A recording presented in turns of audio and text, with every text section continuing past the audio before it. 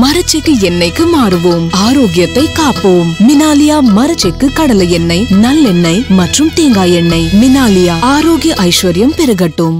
இந்தி மொழி திணிப்பால தான் காங்கிரஸ் கட்சி இந்தியாவிலே முதலாக ஆட்சியிலிருந்து அகற்றப்பட்டு நீண்ட நாள் அதிகாரத்துக்கே வராமல் இனியும் வர வாய்ப்பில்லாத ஒரே மாநிலம் தமிழ்நாடு. எதனால? இந்திய திணிச்சதால வந்தது.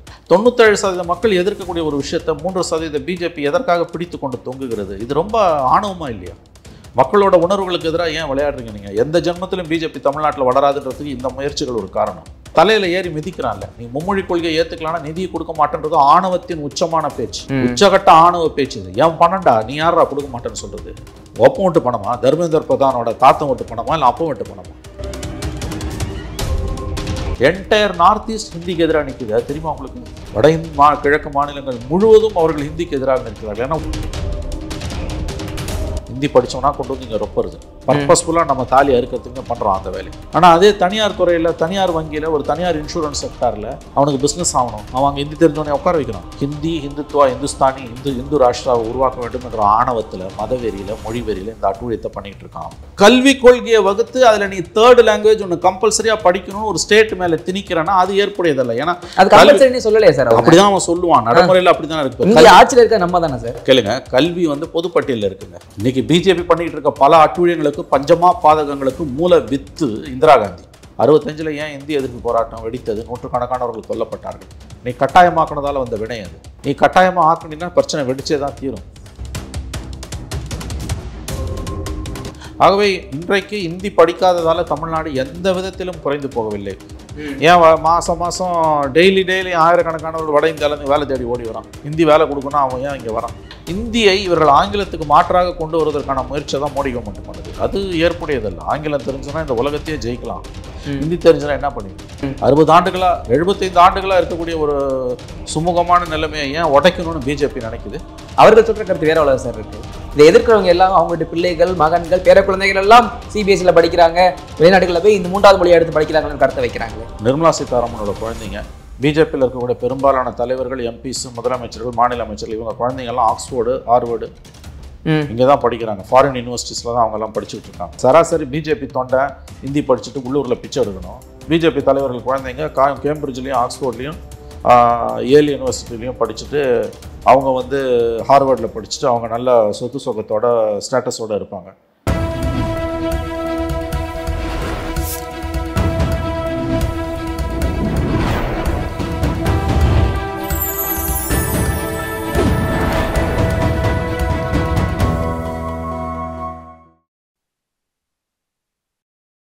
சேனல் 5 தமிழ் நேயர்களுக்கு வணக்கம். இந்த நேர்காணலில் நம்மோடு இணைந்திருப்பவர் மூத்த பத்திரிகையாளர் திரு மணி அவர்கள். வாருங்கள், அவரோடு பேசுவோம். சார் வணக்கம். சார் வணக்கம். சார், இப்போது தமிழ்நாட்டில் பெரிய பிரச்சனையாக போகிறது இந்த மும்மொழி கொள்கை தான். இந்த மும்மொழி கொள்கைக்கு எதிராக பழைய கட்சிகளாக இருக்கட்டும், புது கட்சி எல்லாமே எதிர்ப்பு குரல் தெரிவிக்கிறாங்க. அண்ணாமலை மட்டும்தான் அது வந்து ஆதரவு தெரிவிச்சிட்டு இருக்காரு. இதனுடைய உங்களோட நிலைப்பாடு என்ன சார்? இதில் மும்மொழி கொள்கை தமிழ்நாட்டுக்கு தேவையற்றது. ஏன்னா இந்தியாவில் எங்குமே மும்மொழி கொள்கை நடைமுறையில் கிடையாது. மும்மொழி கொள்கை என்ற பெயர் தானே ஒழிய ஒன்று இருமொழி கொள்கை அல்லது ஒரு மொழியை கூட ஒழுங்காக படிக்காத சூழ்நிலை தான் இந்தியா முழுவதும் இருந்துகிட்டு இருக்கு. இங்கே நல்லா தமிழும் ஆங்கிலமும் படிச்சுக்கிட்டு இருக்கோம். தேவைப்படக்கூடிய மொழி சிறுபான்மையினருக்கு அவர்களுக்கு தேவைப்படக்கூடிய தெலுங்கு, கன்னடம், உருது போன்ற மொழிகளும் கற்பிக்கப்படுகின்றன. ஆகவே இன்றைக்கு தமிழகத்திற்கு மும்மொழி கொள்கை என்ற மத்திய அரசு கொண்டு வருவது அப்பட்டமான இந்தி மொழி திணிப்பு. இதனால் எந்த பிரயோஜனமும் கிடையாது. எந்த விதத்திலும் நாம் மற்றவர்களுக்கு குறைந்தவர்கள் இல்லை. எங்கேயுமே மும்மொழி கொள்கை கிடையாது. மற்ற மாநிலம்லாம் மும்மொழி கொள்கையை ஏற்றுக்கொண்டது என்பது அபத்தமான பேச்சு. அங்கே ஒரு மொழியை கூட ஒழுங்காக படிக்க முடியல அவனால். நார்த்தில் இப்போ இந்திய தாய்மொழியாக கொண்ட ஊபியிலலாம் வந்து 10ஆம் கிளாஸ் படிக்கிற மாணவனுக்கு 2ஆம் கிளாஸ் படிக்கிற மாணவனோட இந்தி அறிவு கூட இல்லாமல் தான் இருக்குது. நம்ம பார்ட் டைமில் ஹிந்தி படிக்கிறவனுக்கு இருக்க அறிவு கூட அங்கே இல்லாமல் தான் இருக்குது. ஆகவே எங்குமே இந்தியாவில் மும்மொழி கொள்கை என்பது நடைமுறையில் இல்லை. இருமொழி கொள்கை தான் இருக்குது. நம்ம கொள்கையாகவே அதை அறிவிச்சிருக்கோம். அவன் மும்மொழி கொள்கைன்னு சொல்கிறோம். ஒட்டுமொத்த தமிழ்நாடும் இன்றைக்கு கிட்டத்தட்ட பிஜேபியை தவிர்த்து, அந்த 3% பிஜேபியை தவிர்த்து மற்றவர்கள் அனைவரும் இன்று மும்மொழி கொள்கைக்கு எதிராகத்தான் இருக்கிறார்கள். தனிப்பட்ட முறையில் இந்தி படிப்பதை யாரும் தடுக்கவில்லை. இந்தி பிரச்சார சபாவில் போய் யார் வேணால் படிச்சுக்கலாம். ஆனால் அதை கொண்டு வந்து அரசோட கொள்கை முடிவாக திணிப்பது என்பது ஏற்புடையதல்ல. ஆகவே இந்த விஷயத்தில் தமிழ்நாடு அரசின் நிலைப்பாடும் பெரும்பாலான கட்சிகளின் நிலைப்பாடும் பாஜக தவிர்த்த கட்சிகளின் நிலைப்பாடும் சரியானது தான் என்பதுதான் என்னுடைய கருத்து. இல்லை, அரசு பள்ளிகளில் மட்டும்தான் இப்போ ஹிந்தி இல்லை அப்படின்ற மாதிரி வச்சாலும் பிரைவேட் ஸ்கூல்லலாம் இருக்குல்ல சார்? எல்லா பிரைவேட் ஸ்கூல்லையும் கிடையாது. சிபிஎஸ்சி ஸ்கூலில் ஏன் இருக்குன்னு கேட்டிங்கன்னா, சிபிஎஸ்சி ஸ்கூல்ஸில் வந்து லைசன்ஸ் கொடுக்கும்போதே உங்களுக்கு வந்து ஹிந்தி பயிற்று மொழியாக ஹிந்தி லாங்குவேஜ் சொல்லி கொடுத்தா தான் உங்களுக்கு லைசன்ஸே கிடைக்கும். இல்லாட்டி நீங்கள் சிபிஎஸ்சி வாங்க முடியாது லைசன்ஸ். அது ஒரு வியாபாரமாக போயிடுச்சு. வியாபாரம் செய்கிறதுக்கு சிபிஎஸ்சி ஸ்கூல் வாங்குறான், லைசன்ஸ் வாங்குறான். அப்ரூவல் வாங்கும்போது சிபிஎஸ்சிக்கான அப்ரூவல் வாங்கும்போது அதோட கண்டிஷன்ஸில் ஒன்று நீ ஹிந்தி சொல்லிக் கொடுக்கணும். அதனால் அவன் சொல்லிக் கொடுக்குறான். திமுக ஸ்கூல் நடத்துகிறான், சிபிஎஸ்சி கவர்மெண்ட் ஸ்கூலில் நடத்தலையான அபத்தமான வாதம். அது பிரச்சனை திமுக என்ன பண்ணுறான்றது கிடையாது. மாநிலத்தின் மொழிக் கொள்கை சம்மந்தப்பட்டது. அந்த கேள்வி அதிகமாக வருது இல்லை? 60 ஆண்டுகளாக இருக்கக்கூடிய மொழிக் கொள்கை. அதற்கு முன்பு காங்கிரஸ் ஆட்சி காலத்திலிருந்து இருக்கக்கூடிய மொழி 75 ஆண்டுகளாக இருக்கக்கூடிய மொழிக் கொள்கை இது. 65 ஏன் இந்திய எதிர்ப்பு போராட்டம் வெடித்தது? நூற்றுக்கணக்கானவர்கள் கொல்லப்பட்டார்கள். நீ கட்டாயமாக்குனதால் வந்த வினை அது. நீ கட்டாயமாக ஆக்குனா பிரச்சனை வெடிச்சே தான் தீரும். ஆகவே இன்றைக்கு இந்தி படிக்காததால் தமிழ்நாடு எந்த விதத்திலும் குறைந்து போகவில்லை. மோடி அரசாங்கத்தோட நித்தி ஆயோகோட கணக்குப்படி தொடர்ந்து 10 ஆண்டுகளாக நித்தி ஆயோகோட கணக்குப்படி முதல் 3 வளர்ச்சியடைந்த மாநிலங்களில் தமிழ்நாடு, கேரளா, மகாராஷ்டிரா தான் இருக்குது. இந்தி தெரிஞ்ச ஜார்க்கண்டோ, ஊபியோ, மத்திய பிரதேசோ, பீகாரோ இல்லையா? ஏன் மாதம் மாதம் டெய்லி ஆயிரக்கணக்கானவர்கள் வட இந்தியாவிலேருந்து வேலை தேடி ஓடி வரான்? ஹிந்தி வேலை கொடுக்கணும், அவன் ஏன் இங்கே வரான்? அதுக்கப்புறம் வரும்பொழுது படிச்சுப்பான். நான் இப்போ பாம்பேக்கு வேலைக்கு போகிறேன், தானாக படிச்சுக்க போகிறேன். நீங்கள் பாம்பேயில் வேலைக்கு போகிறீங்க, டெல்லியில் வேலைக்கு போகிறீங்கன்னா உங்களுக்கு தானாக அது படிக்க ஒரு நிர்பந்தத்தால் மொழியை கற்றுக்கொள்ளப் போகிறீர்கள், அடிப்படையான வார்த்தைகளை. அதை தாண்டி அதை எழுத படிக்க சொல்லணும். 3வது மொழி படிப்பது என்பது நம்முடைய ஜி விஸ்வநாதன் விஐடி ஃபவுண்டர் நேற்று சொன்னது போல் அது ஒரு கூடுதல் பேர்டன் தான். நிச்சயமாக பல மாணவர்களால் அதை படிக்க முடியல. சிலபஸையும் படிச்சுக்கிட்டு மற்ற சப்ஜெக்ட்ஸையும் இதையும் படிக்க முடியல. அவசியமும் இல்லை. இன்னொன்று, இந்தியை இவர்கள் ஆங்கிலத்துக்கு மாற்றாக கொண்டு வருவதற்கான முயற்சியை தான் மோடி கவர்மெண்ட் பண்ணுது. அது ஏற்புடையதல்ல. ஆங்கிலம் தெரிஞ்சுன்னா இந்த உலகத்தையே ஜெயிக்கலாம், இந்த உலகத்தையே வளைக்கலாம். ஆங்கிலம் தெரிஞ்சுனா, ஹிந்தி தெரிஞ்சுனா என்ன பண்ணுவீங்க? தொடர்பு மொழி எனக்கு இந்த உலகத்துக்கான தொடர்பு மொழி ஆங்கிலம் என்பது இந்தியாவுக்குள்ள தொடர்பு மொழியாக ஆங்கிலமே இருந்துட்டு போக வேண்டியதானே. நான் ஏன் ஹிந்தி படிக்கணும்? அவனை இங்கிலீஷ் படிக்க சொல்லு. எந்த மொழிக்கும் நாம் எதிரானவர்கள் கிடையாது. தமிழ்நாடு அரசோ இன்றைக்கு மும்மொழி கொள்கையை எதிர்க்கக்கூடியவர்கள் யாருமே இந்திக்கு எதிரானவர்கள் கிடையாது, திணிப்புக்கு எதிரானவர்கள் தான். ரொம்ப சிம்பிளான விஷயம். இது ஒரு பிரச்சனையே இல்லை. 60 ஆண்டுகளா 75 ஆண்டுகளா இருக்கக்கூடிய ஒரு சுமூகமான நிலைமையை ஏன் உடைக்கணும்னு பிஜேபி நினைக்குது? இந்த மக்களோட உணர்வுகளுக்கு ஏன் அவர்கள் மதிப்பு கொடுக்க தயங்குகிறார்கள்? அவர்கள் சொல்ற கருத்து வேற அவ்வளவு சார் இருக்கு. இதை எதிர்க்கிறவங்க எல்லாம் அவங்ககிட்ட பிள்ளைகள், மகன்கள், பேர குழந்தைகள் எல்லாம் சிபிஎஸ்சியில் படிக்கிறாங்க, வெளிநாடுகளில் போய் இந்த 3வது மொழியை எடுத்து படிக்கிறாங்கன்னு கருத்தை வைக்கிறாங்களே. அருண் ஜேட்லியோட பொண்ணு, ரவிசங்கர் பிரசாதோட பொண்ணு, நிர்மலா சீதாராமனோட குழந்தைங்க, பிஜேபியில் இருக்கக்கூடிய பெரும்பாலான தலைவர்கள், எம்பிஸ், முதலமைச்சர்கள், மாநில அமைச்சர்கள், இவங்க குழந்தைங்கள்லாம் ஆக்ஸ்போர்டு, ஹார்வர்டு இங்கே தான் படிக்கிறாங்க. ஃபாரின் யூனிவர்சிட்டிஸில் தான் அவங்கெல்லாம் படிச்சுக்கிட்டு இருக்காங்க. கேம்பிரிட்ஜில் தான் படிக்கிறாங்க. ஆனால் இங்கே வந்து எங்களுக்கு ஹிந்தி தான் தாய்மொழி, ஆங்கிலத்துக்கு பதிலாக ஹிந்தி வரும்னு பேசுகிறாங்கல்ல. சராசரி பிஜேபி தொண்டை ஹிந்தி படிச்சுட்டு உள்ளூரில் பிச்சை எடுக்கணும். பிஜேபி தலைவர்கள் குழந்தைங்க கேம்பிரிட்ஜ்லேயும் ஆக்ஸ்போர்ட்லேயும் ஏல் யூனிவர்சிட்டிலையும் படிச்சுட்டு அவங்க வந்து ஹார்வர்டில் படிச்சுட்டு அவங்க நல்ல சொத்து சொகத்தோட ஸ்டேட்டஸோடு இருப்பாங்க. இந்த வாதம் எவ்வளவு மட்டமான வாதன்றதுக்கு இது ஒரு உதாரணம். இது கிடையாது. பிரச்சனையை ரொம்ப சுருக்கமாக பார்க்கறது, வசதிக்கு ஏற்ற மாதிரி யோசிக்கிறது. விஜய் வந்து சிபிஎஸ்சி ஸ்கூல் நடத்துறாருன்றான். இதுவா பிரச்சனை? இவ்வளோ மட்டமாக புத்தி போகும் பிஜேபிக்கு. விஜய் தனிப்பட்ட முறையில் என்ன பண்ணுறாருன்றது பிரச்சனை கிடையாதுங்க. மாட்டு இறைச்சி சாப்பிட்றத தடை செய்யணும்னு சொல்லுது பிஜேபி. பல மாநிலங்களில் அந்த பிரச்சனையை உண்டாக்கி மாட்டு இறைச்சியை தடை பண்ணுறானுங்க. ஆனால் இன்னைக்கு இந்தியாவில் மாட்டு இறைச்சி ஏற்றுமதி பண்ணக்கூடிய 5 முக்கியமான நிறுவனங்களில் ஓனர்ஸ் யாருன்னு பார்த்தீங்கன்னா எல்லாம் பிஜேபியில் முக்கிய பொறுப்பில் இருக்கவனுங்க. இந்த இரட்டை நிலைப்பாட்டை எங்கே போய் சொல்லுவீங்க நீங்கள்? ஆகவே இப்போ ஒரு பிரச்சனையை எப்படி பார்க்கறதுன்றது ஒரு குறைஞ்சபட்ச நேர்மை, அறிவு நேர்மை இருக்கணும். அது இல்லை பிஜேபி கிட்ட. இல்லை, விஜய் இதில் கொண்டு வரது காரணம் என்ன சார்? இவங்க ஒருவேளை இந்த 3வது மொழி ஹிந்தியாக இருக்கட்டும், ஏதோ ஒரு லாங்குவேஜ், இதெல்லாம் இவங்க வந்து ஒரு பிஸ்னஸாக தான் பார்க்குறாங்க அப்படின்ற நிலைப்பாட்டில் எடுத்துக்கலாம் அவங்களுடைய பார்வையில். இல்லைங்க, அவங்க பிஸ்னஸாக பார்க்கல, அதை நான் ஒத்துக்கிறேன். அவங்க இதை இந்துத்துவாக பார்க்குறாங்க. பிரச்சனை மொழி இல்லை அவங்களுக்கு. ஹிந்தி மூலமாக ஒற்றைத்தன்மையை நிறுவது, ஆங்கிலத்தை நகர்த்திட்டு அவங்க ஹிந்தியை கொண்டு வரணும்னு பார்க்குறாங்க. வட இந்தியா பூரா இன்னைக்கு இருக்கக்கூடிய நிலைமை என்னங்க? ஏன் அவன் வந்து புதிய கல்விக் கொள்கை வேணான்றான்? அவன் எதெல்லாம் அச்சீவ் பண்ணணும்னு நினைக்கிறானோ அதெல்லாம் நம்ம 20 வருஷத்துனாலே அச்சீவ் பண்ணியாச்சு. பல விஷயங்களை நம்ம ஏற்கனவே அச்சீவ் பண்ணிட்டோம். யூனிவர்சல் என்ரோல்மெண்ட்லேருந்து எல்லாத்தையுமே. இப்போ அவங்க கொண்டு வந்து ஆங்கிலத்துக்கு பதிலாக இந்தியை கொண்டு வராங்க. மெல்ல மெல்ல அதை நகர்த்துறோம். அது ஏற்புடையது அல்ல. ஆனால் அவர்கள் இந்தின்ற வாதத்தை வைக்க மாட்டாங்களே சார். அவங்க வந்து எந்த ஒரு லாங்குவேஜையும் எடுத்துக்கலாம் வைக்கிறாங்க. மற்ற மொழி பேசுறதுக்கான வாய்ப்பு உங்களுக்கு எங்கெங்க கிடைக்கும்? இப்போ சென்னையில் இருக்கக்கூடிய ஒருத்தன் வந்து உங்களுக்கு வந்து அவனுக்கு வந்து ஹிந்தி இல்லை, அவன் வந்து எனக்கு வந்து உதாரணத்துக்கு நான் சொல்கிறேன், உங்களுக்கு வந்து அவன் வந்து குஜராத்தி படிக்கணும்னு வச்சுக்கோங்க. இதில் இருக்கான், புதுக்கோட்டையில் இருக்க ஒரு பையனுக்கு குஜராத்தி படிக்கணும்னா குஜராத்தி கிடைக்காது, ஹிந்தி தான் படிக்க முடியும். ஹிந்தி ஆசிரியர்களை தான் அவன் நிரப்புவான். ஒவ்வொரு மொழியும் படிக்கலான்றது வந்து ஏட்டு சுரக்காய் தான். நடைமுறையில் அது கிடையாது. இன்னொன்று, எதுக்கு படிக்கணும் அதை சொல்லு. நான் என்ன சொல்கிறேன், யூபியில் இருக்கவன் தமிழ் படி நான் சொல்ல மாட்டேன், அவனுக்கு எந்த அவசியமும் இல்லை. யூபியில் இருக்கவனை போய் தமிழ் படி, குஜராத்தில் இருக்கவனை தமிழ் படி நான் சொல்ல மாட்டேன், அது முட்டாள்தனம். தேவைப்பட்டா படிச்சுட்டு போகிறான் அவன். தமிழ் அறிஞர்கள் பல மொழிகளில் இருக்காங்க. ரஷ்யாவிலேருந்து தமிழ் அறிஞர்கள் வராங்க, அமெரிக்காவிலேருந்து வராங்க, சீனாலேருந்து வராங்க. அவங்க ஆர்வத்தால் படிக்கிறாங்க. பள்ளி படிப்பு முடிச்சுட்டு ஏதோ துறையில் பட்டதாரிகள் ஆன பிறகு ஒரு மொழியில் அவங்களுக்கு ஆர்வம் வேணும்னு ஒவ்வொருத்தனுக்கும் சமஸ்கிருதத்தில் படிக்கிறான், தமிழ் படிக்கிறான், ஸ்காலர்ஸ் வராங்க. அது வேற. பள்ளி பருவத்திலையும் கல்லூரி பருவத்திலையும் தமிழ்நாட்டில் இந்தியாவுக்குள்ளே வந்து குஜராத்தில் இருக்கவன் தமிழ் படிக்கணுன்றதோ, ஒரிசாவில் இருக்கவன் தெலுங்கு படிக்கணுன்றதோ முட்டாள்தனமான வாதம். அவன் எதுக்கு படிக்கணும்? எதனா அர்த்தம் இருக்கா? தொடர்பு மொழியாக, இந்த உலகத்துக்கான தொடர்பு மொழியாக எனக்கு ஆங்கிலம் இருக்குது. சரி, அது இந்தியாவுக்குள்ளே தொடர்பு மொழியாக இருந்துட்டு போகலாம். அவனுக்கு ஹிந்தி படிக்கணும்னு அவன் விரும்புகிறான். பெரும்பாலானவர்கள் அவன் படிச்சுட்டு போட்டோம், தப்பு இல்லை. அதுமாதிரி தமிழ்நாட்டில் இருக்க மாணவன் ஆங்கிலமும் தமிழும் எனக்கு போதுன்றான், ஃபைன். அவன் உள்ளூரில் கன்வர்ஸ் பண்ணுறதுக்கு அவன் தேவைப்படும் போது இந்தியா கற்றுக்க போகிறான். Necessity's the mother of invention. இது ஒரு பிரச்சனையே இல்லையா? 75 வருஷமாக சுதந்திரத்துலேருந்து நீங்கள் பார்த்தீங்கன்னா, சுதந்திரத்துக்கு முன்னாலையும் சரி இப்பயும் சரி, முதல்ல மொழி போகிற 1938 வருது உங்களுக்கு வந்து. அதுக்கு பிறகு 65 தான் மிகப்பெரிய அளவில் கலவரம் வெடிச்சது. மறந்துடாதீங்க, இந்தி மொழி திணிப்பால் தான் காங்கிரஸ் கட்சி இந்தியாவிலே முதலாக ஆட்சியிலேருந்து அகற்றப்பட்டு நீண்ட நாள் அதிகாரத்துக்கே வராமல் இனியும் வர வாய்ப்பில்லாத ஒரே மாநிலம் தமிழ்நாடு. எதனால்? ஹிந்தியை திணிச்சதால் வந்தது. புரியுதுங்களா நான் சொல்கிறது? 1965 ஏற்பட்ட ஹிந்தி மொழி திணிப்பு போராட்டத்தில் நூற்றுக்கணக்கானவர்கள் கொல்லப்பட்டார்கள்.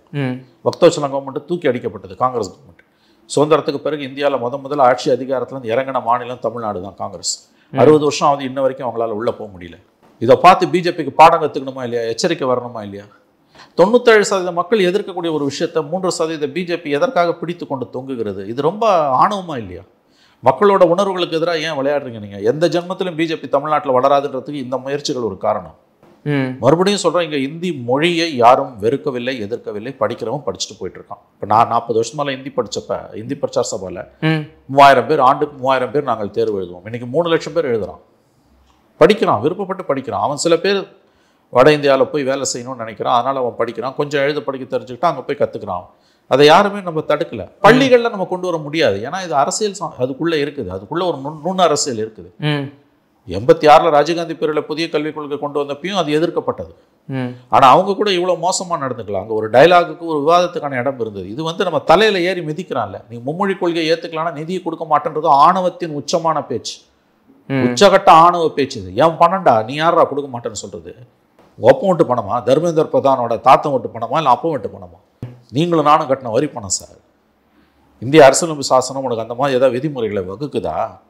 ஒரு கொள்கையை சொல்லிவிட்டு அதை சொல்லலைன்னா அவனுக்கு பணம் கொடுக்க மாட்டேன். அடிப்படை அரசியலமைப்பு சாசனத்தின் விழுமியங்களுக்கு எதிராக இந்த மோடி கவர்மெண்ட் செயல்பட்டு கொண்டிருக்கிறது. ஒட்டுமொத்தமாக தமிழ்நாட்டிலிருந்து பிஜேபி துடைத்து எறியப்படும். இப்படிலாம் அவங்க தொடர்ந்து நடந்துக்கிட்டாங்கன்னா. இதெல்லாம் ஆணவமான பேச்சுங்க. பணம் கொடுக்க மாட்டேன்றது.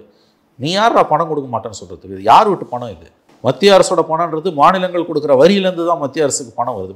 மத்திய அரசுக்கு ஏது தனியாக வருவாய் சொல்லுங்க. சரி, இத்தனை கேள்விகள் இருந்தாலும் எனக்கு என்ன ஒரு கேள்வினா, இங்கே அரசு பள்ளிகளில் இடம்பி வழிகிறதா, இல்லை சிபிஎஸ்இ இந்த கேந்திர வித்யாலயா, அதாவது 3வது மொழி இருக்கக்கூடிய இந்த பள்ளிகள் எல்லாம் இடங்கள் நிரம்பி வழிகிறதா? அங்கே ரெக்கமெண்டேஷன் லெட்டர் தேவைப்படுது, இங்கே எந்த லெட்டர் தேவையில்லை. இப்போ மக்கள் எல்லாம் அதை நோக்கி தானே போக விரும்புகிறாங்க.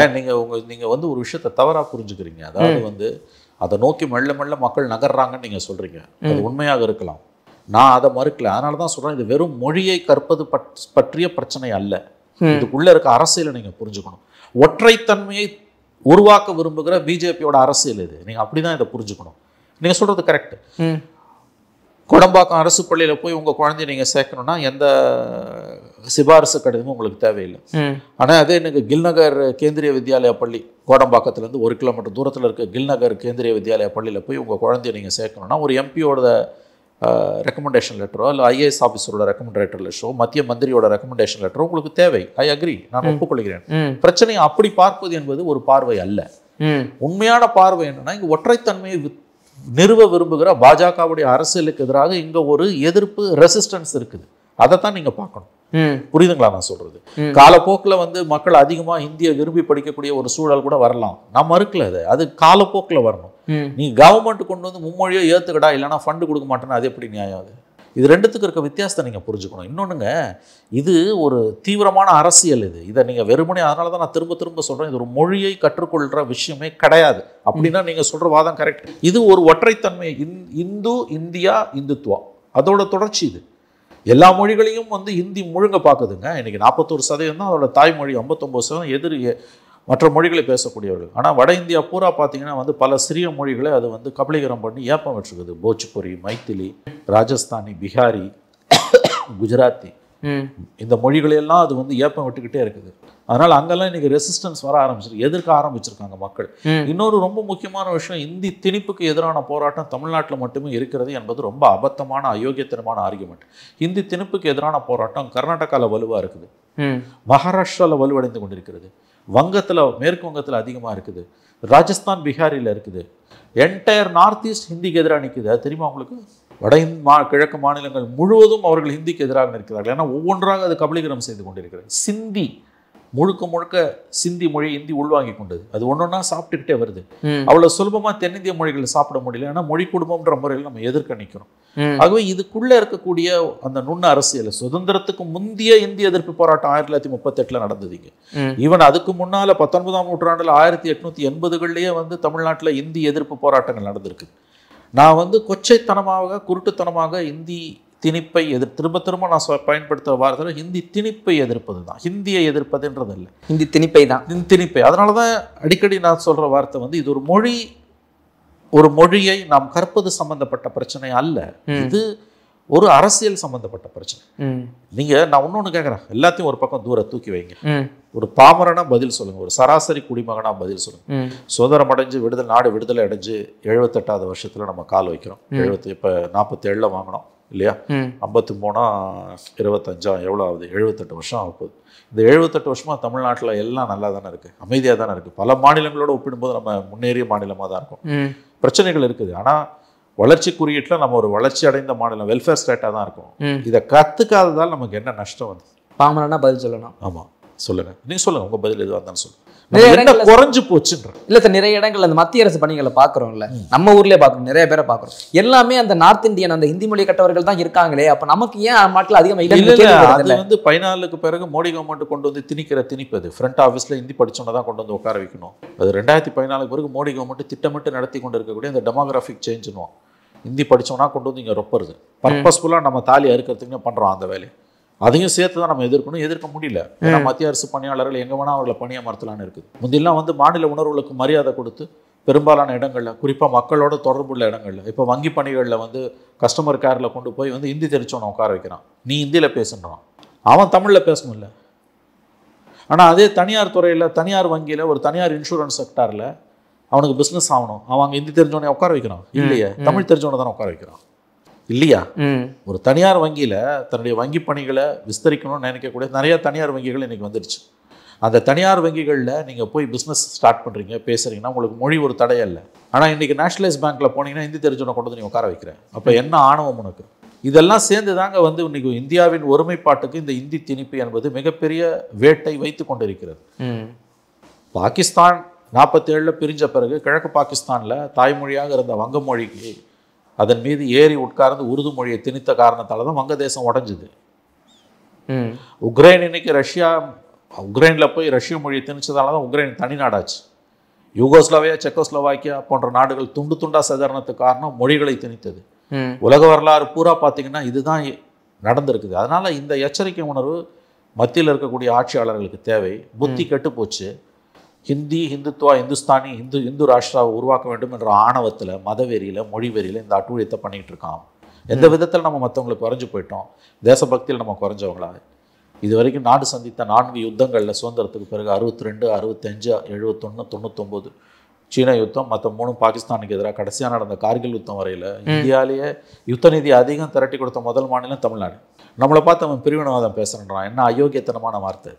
வேற்றுமையில் ஒற்றுமை தான் இந்தியாவின் அழகு. ஒற்றைத்தன்மை என்பது அழகே கிடையாது. இந்தியாவோட அழகு என்பது வேற்றுமையில் ஒற்றுமை, டைவர்சிட்டி. இது எல்லாத்தையும் காலை கீழப்பட்டு அழிக்கிறான். அதனால தான் உங்களுக்கு திரும்ப திரும்ப சொல்றேன், இது ஒரு மொழியை கற்பது சம்பந்தமான பிரச்சனையே கிடையாது. இது ஒரு மொழியை கற்பது சம்பந்தமான பிரச்சனைனா நீங்கள் சொல்கிற உதாரணம்லாம் வரும். உங்கள் குழந்தைய கொண்டு போய் ஸ்கூலில் சேர்க்கறதுலேருந்து, மத்திய அரசு பணியில் இந்திக்காரன் இருக்கிறது, அதல்ல. அதுக்கு பின்னால் இருக்க அரசியலை பாருங்க. அந்த அரசியல் எனக்கு உங்க பேசல ஒன்று மட்டும் தெளிவாக தெரியும். நீங்கள் இந்திக்கு எதிராக பேசுகிறேன், இந்தி திணிப்புக்கு எதிராக தான் பேசுகிறேன். நானே ஹிந்தி படித்தேன், நான் விரும்பி படித்தேன். எந்த மொழிக்கும் நான் எதிரானவன் இல்லை, நாம் எதிரானவர்கள். தமிழ்நாடே எதிரான, நான் தனிப்பட்ட முறையில் கூட சொல்ல விரும்பல. நம்முடைய மாநிலமோ நம்முடைய அரசியல் கட்சிகளோ யாருமே எந்த மொழிக்கும் எதிரானவர்கள் இல்லை. திராவிட முன்னேற்ற கழகமோ அண்ணா திராவிட முன்னேற்ற கழகமோ அவர்கள் மீது நமக்கு 1000 விமர்சனங்கள் இருந்தாலும் அவர்கள் எல்லாம் எந்த மொழிகளுக்கும் எந்த மதங்களுக்கும் இனங்களுக்கும் எதிரானவர்களே கிடையாது. விரும்பிதான் நீங்க படிச்சீங்க? விரும்பிதான் படிச்சேன். அதே ஒரு கிராமத்துல இருக்க மாணவன் விரும்பிட்டா அந்த லாங்குவேஜ் எப்படி சார் படிக்கிறது? இல்லைங்க, அதுதான் நீங்க சொல்லலாம். அது அப்படி பார்ப்பதை விட இங்க மாநிலத்துக்குன்னு ஒரு மொழி கொள்கை இருக்குல்ல, அப்படி அவன் விரும்பினான்னா அவன் படிச்சுதான் ஆகணும். அதுக்கு கொஞ்சம் காசு செலவு பண்ணி தான் ஆகணும். பிரச்சனை அது கிடையாது. அரசு கொண்டு வந்து அதை திணிக்க முடியாதுன்னு நான். நீங்க தெலுங்கு படிக்கிறவனுக்கு அரசு ஏற்படுத்தி, உருது வந்து இன்னைக்கு வந்து கவர்மெண்ட் உருது ஸ்கூல்ஸ்ல உருதுக்குன்னு தனியா தமிழ்நாடு கவர்மெண்ட்ல பட்ஜெட் இருக்குது படிக்கிறதுக்கு. ஆமா, தெலுங்குக்கு இருக்குது. தர்மபுரி, கிருஷ்ணகிரி, கர்நாடக மாநிலங்களில் பார்த்தீங்கன்னா கன்னடத்துக்கு இருக்குது. இன்னும் சொல்ல போனா ஜப்பான் மொழியை படிப்பதற்காக சில சிறப்பு திட்டங்கள் இருக்கின்றன. இது எல்லாமே இருக்கும்போது இந்திக்கும் ஏன் வரக்கூடாதுன்றீங்க. அதை கேட்கறது வேற, அந்த கோரிக்கை நியாயமானது, நான் அதை புரிஞ்சுக்கிறேன். ஆனா நீ ஒரு மும்மொழி கொள்கைன்னு கல்வி கொள்கையை வகுத்து அதுல நீ 3rd லாங்குவேஜ் ஒன்று கம்பல்சரியா படிக்கணும்னு ஒரு ஸ்டேட் மேல திணிக்கிறேன்னா அது ஏற்புடையதல்ல. ஏன்னா அது கம்பல்சரி சொல்லலையே சார். அப்படிதான் அவன் சொல்லுவான், நடைமுறையில் அப்படிதான் இருக்கு. ஆட்சியில் இருக்க நம்ம தானே சார். கேளுங்க, கல்வி வந்து பொதுப்பட்டியலில் இருக்குங்க.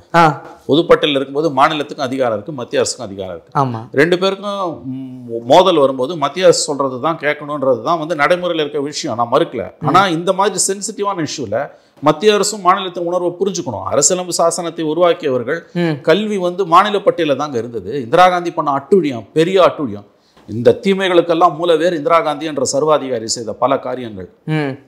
இன்னைக்கு பிஜேபி பண்ணிட்டு இருக்க பல அட்டுழியங்களுக்கு, பஞ்சமா பாதகங்களுக்கு மூல வித்து இந்திரா காந்தி. அந்த அம்மா வந்து கல்வியை மாநில பட்டியலேருந்து பொதுப்பட்டியலுக்கு கொண்டு போனாங்க. இன்னைக்கு தேசிய கல்விக் கொள்கைன்னு ஒன்று வருது. இந்திய அரசியல் சாசனத்தின் அடிப்படை விழுமியங்களின்படி பார்த்தீங்கன்னா தேசிய கல்விக் கொள்கைன்னு ஒன்று கிடையவே கிடையாது. ஏன்னா கல்வி என்பது மாநில பட்டியல். மாநிலங்களுக்கான கல்வியை மாநிலங்கள் தான் உருவாக்கிக்க முடியும். நீ தேசிய கல்விக் கொள்கைன்னு கொண்டு வந்தான்னு என் தலையில் உட்கார்றேன். நான் ஹிந்தி படித்தேன், கிராமத்தில் இருக்கும், படிக்கலன்னா அவன் படிக்க வேண்டிய நேரத்தில் படிக்க போகிறான். அதுக்காக ஒரு அரசு தன்னுடைய கொள்கையை மாற்றிக்க முடியாது. ஒன்று புரிஞ்சுக்குவாங்க, நல்லா புரிஞ்சுக்குவாங்க. 2வது, நீ கொள்கையா கொண்டு வந்து அதை திணிக்கும் போது அது எந்த கவர்மெண்ட்டுமே அதை ஏற்றுக்காது. ஏன்னு கேட்டிங்கன்னா இங்கே பிரச்சனை, நான் திரும்பவும் சொல்கிறேன், மொழி கிடையாது, அதுக்கு பின்னால் உள்ள நுண் அரசியல். நீ அதை புரிஞ்சுக்கலாம்னா நீ ஹிந்தி படிச்சுட்ட, அவன் படிக்கலாம். அவன் என்ன படிக்க நினைச்சா அவனும் படிக்கலாம். ஒரு மொழியை படிக்கிறதுக்கு எவ்வளோ நேரம் ஆகிட போகுது உனக்கு வந்து. அப்போ பிரச்சனை அது கிடையாது. இது நம்ம முதல்ல இந்த விஷயத்தை நம்ம புரிஞ்சுக்கணும், தெளிவாக புரிஞ்சுக்கணும்.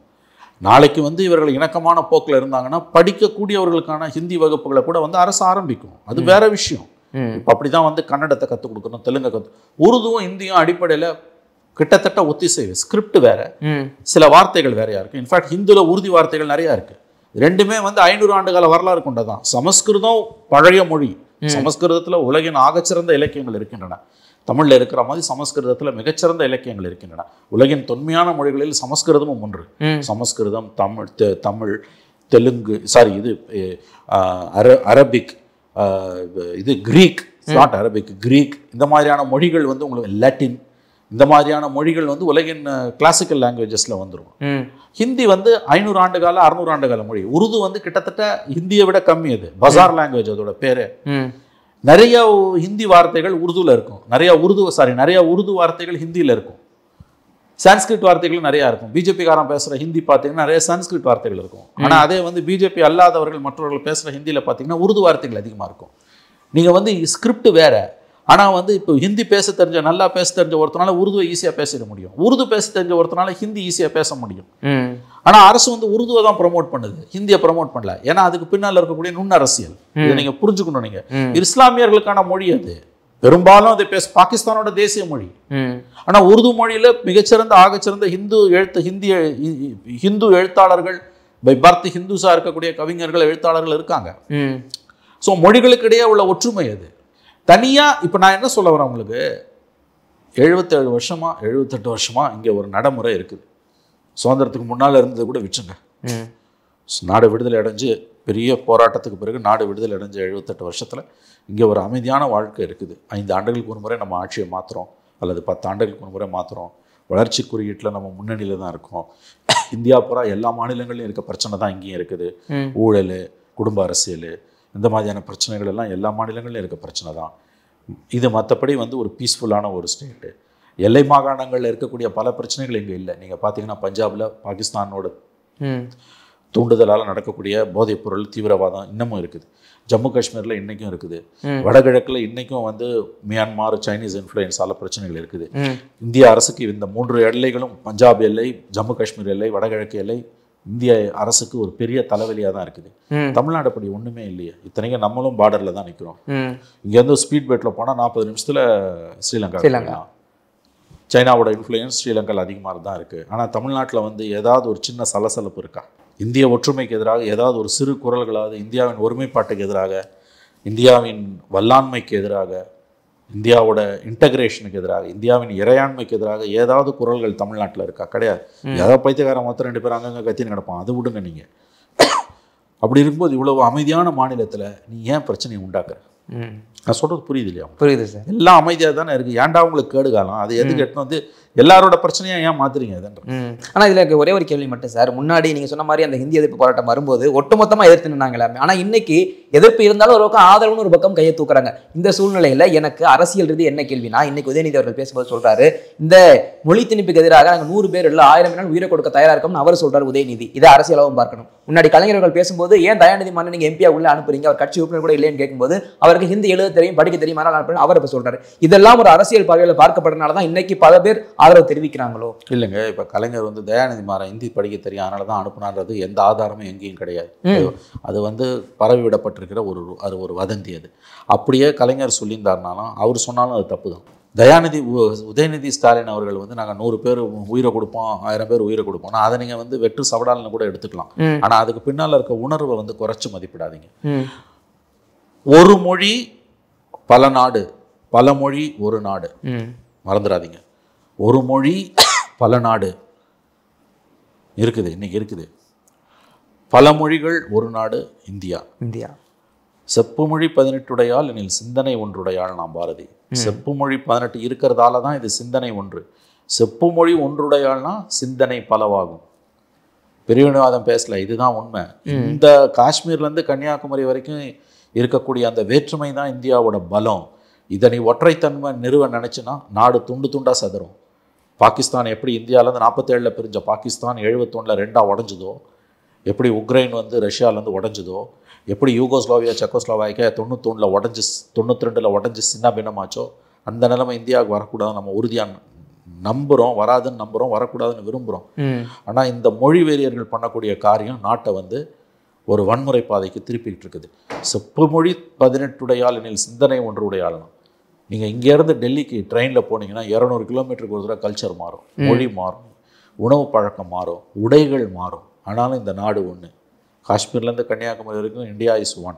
இந்தியா என்பது ஒரு நாடு. நம்ம யாருமே அதை கேள்வி கேட்கல. நாம் இந்தியர்கள் என்பதில் பெருமைப்படுகிறோம், தமிழர்களாக பெருமைப்படுகிறோம், இந்திய தமிழர்களாகவும் பெருமைப்படுகிறோம். அப்படி இருக்கும்போது நீ இந்த லாங்குவேஜை படின்னு கொண்டு வந்து திணிக்கிறதும், மும்மொழி கொள்கையை ஏற்றுக்கிட்டால் தான் உனக்கு நான் வந்து நிதி கொடுப்பன்றதும் அயோக்கியத்தனத்தின் உச்சகட்ட வார்த்தைகள். 1949 71 வரைக்கும், குறிப்பாக 50களிலிருந்து 71 வரைக்கும் 20 ஆண்டுகள் கிழக்கு பாகிஸ்தான், இன்றைய பங்களாதேஷ், அதில் பாகிஸ்தான் இராணுவ ஆட்சியாளர்கள் என்ன செஞ்சாங்களோ அதை தான் மோடி கவர்மெண்ட் இன்றைக்கி செய்ய முயற்சி பண்ணுது. இந்திய மக்கள் இதை முறியடிப்பார்கள். ஓகே சார், என்னுடைய பல்வேறு கேள்விகளுக்கு உங்கள் நேரத்தை ஒதுக்கி பதில் நம்பிக்கிறோமா. நன்றி. தொடர்ந்து பேசுவோம். நன்றி.